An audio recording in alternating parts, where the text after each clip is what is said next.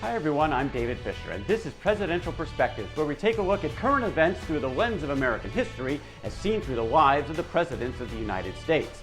Today's episode is focused on landslides and mandates. Now, in presidential elections in the United States, well, everything is a mandate from the American people because these are winner-take-all elections. It doesn't matter if you win the presidency by one vote in the Electoral College, like Rutherford Hayes did in 1877, or if you get a clean sweep and you win unanimously, like George Washington did in his two elections to the presidency at the beginning of the country. In either case, you end up with the exact same amount of power. It's not a parliamentary system where you've got political sharing of power in the executive branch. It's winner-take-all. So in that sense, the American people vote. Every election could be considered a mandate. When we take a look, though, at the data, there's clearly also a sense that some are maybe more landslides and more mandates than others in American history. And for that, we needed to have maybe a little bit of a definition, some common definition on what constitutes a landslide and a mandate. And for that, we're going to actually look at the data. So there have been 60 presidential elections in American history. We can plot them out beginning with the Electoral College, because, of course, the Electoral College vote is really the only one that matters in electing a U.S. president. We can take a look at those, and the cut line here for what you would consider a landslide seems to be pretty clear. 80%. Nice round number. 21 of the elections have been awarded by more than 80% in the Electoral College in the United States. Just about a third of those. So again, a cut line, 80% Electoral College, that seems pretty clear to be a good definition of a landslide in American history. But what about the popular vote, which technically doesn't factor into the final calculation of who wins the presidency, but clearly is a reflection of the will of the American people, so we can take a look at that as well. And this one's a little bit trickier as we plot out all of those 60 elections, because the popular vote was really almost insignificant in the first several elections in American history. The electoral franchise was really limited to just wealthy white males. The number was relatively small, and it wasn't until about 1828, kind of the rise of the West, the election of Andrew Jackson, you start seeing the expansion of the franchise, and of course that continues to grow over the years. We're going to come up with a number, a cut line somewhere that does apply uniformly, and so to that we started with 60%. 60% of the popular vote to be considered a landslide. And for that, we get 11 elections in American history. But again, 7 of those were bunched into that early part of the nation's history. So felt like we had to go a little bit deeper, maybe a little bit further. Should it be 58, 57? Settled on 57% in the popular vote to be considered a landslide. From the popular perspective, that added 4 elections for a total of 15. So a quarter you've got now from the popular vote. You had a third from the Electoral College. But now let's bring it all together. How many of these landslides actually had both? More than 80% of the vote in the Electoral College, more than 57% of the vote in the popular vote, and that's where you get these 12 elections. 12 landslides based on the vote, based on that definition, beginning with George Washington through Ronald Reagan's re-election in 1984. And we'll talk about some of these here in just a moment. But what about the notion of a mandate? For that definition, we extended things one step further, in that we looked to the congressional elections in the same election year as the president. In what cases did we have all 3 of the following?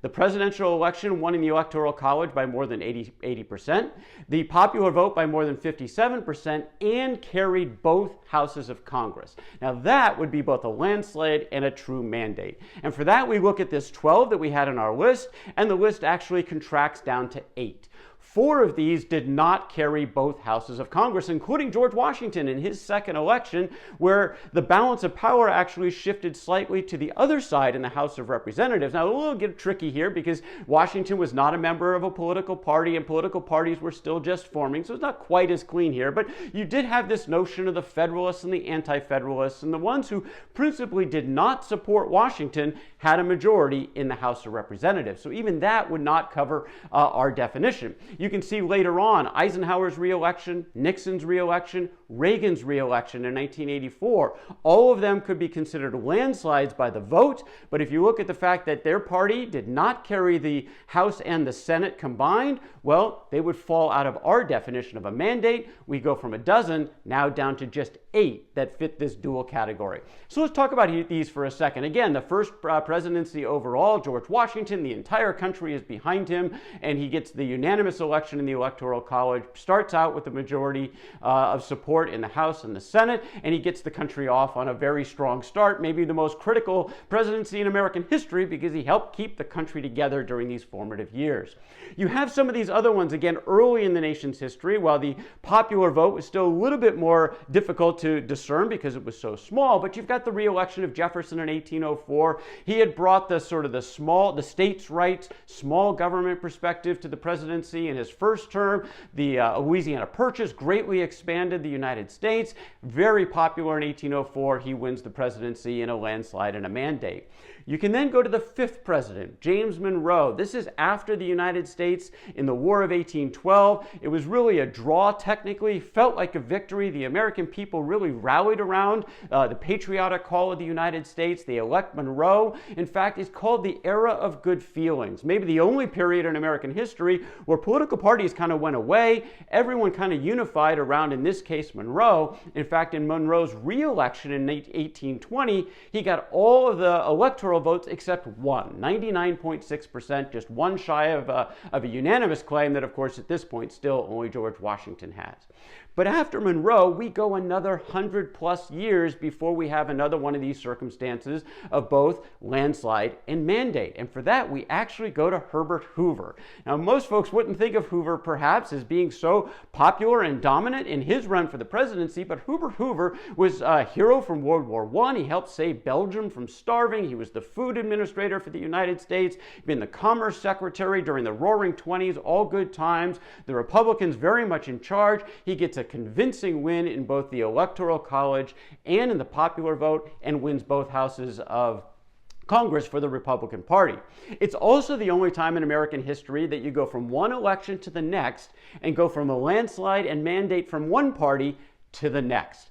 Hoover, because of course of the Great Depression, which kicks in just a few months into his term, becomes a miserable presidency for him. The country's in a terrible state. Along comes Franklin Roosevelt in 1932 with optimism and cheer and ideas and innovation, and he captures the win of the American people. He gets his own legislative victory in a landslide and a mandate in 1932, and actually ups those numbers again in his popularity of 1936, the most dominant election in the 20th century.